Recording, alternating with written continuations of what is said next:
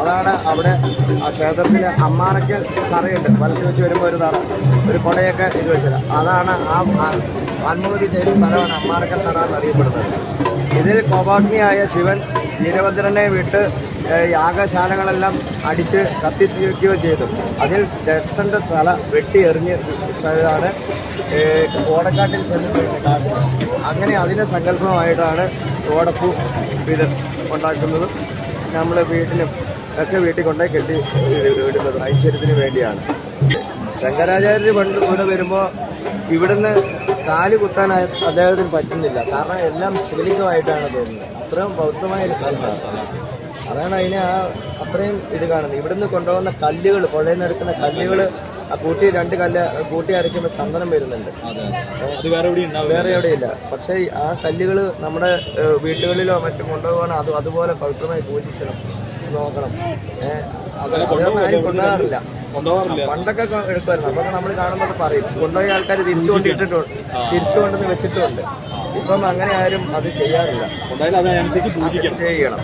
ഉത്സവം നടക്കുന്നത് ഈ തന്നെ ഇല്ലാണ്ടാകുന്നു എന്ന് പറഞ്ഞപ്പോൾ മറ്റ് ദേവഗണങ്ങളെല്ലാവരും കൂടി ശിവനെ ആശിച്ചു. മഹാവിഷ്ണു, ബ്രഹ്മാവും എല്ലാവരും കൂടെ വന്ന് ശിവനെ ആശ്വസിപ്പിച്ച് ഇങ്ങനെ ഒരു യാഗം പൂർണ്ണതയിലെത്തിയാലേ നമ്മൾ ലോക രക്ഷയും നന്മയും വരത്തുള്ളൂ.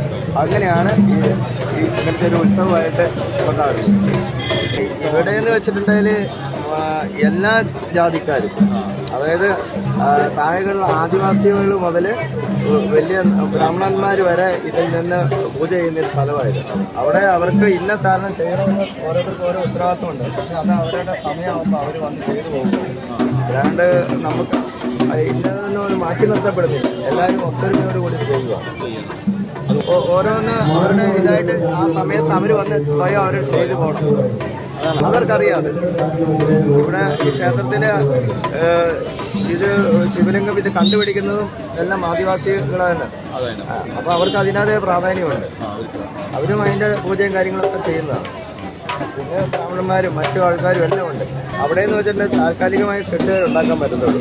ഈ മറ്റു ക്ഷേത്രത്തിലെ പോലെ കോൺക്രീറ്റ് ബിൽഡിങ്ങോ അതൊന്നും ഉണ്ടാവില്ല. അവിടെ ആ പർണശാലകൾ കെട്ടി പണ്ടത്തെ എങ്ങനെയാ ഗുരുകുല സമ്പ്രദായം എന്തോ ആ രീതിയിൽ ചെയ്യുന്ന ഇതേ ഉള്ളൂ.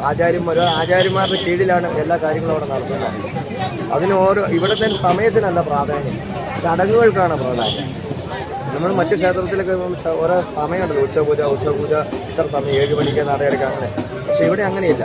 ഇവിടെ എല്ലാത്തിനും അപ്പോൾ രാശി വെച്ച് നോക്കിയിട്ട് ആ ചടങ്ങിൽ അതിന് മാത്രം പ്രാധാന്യം കൊടുക്കുന്നു.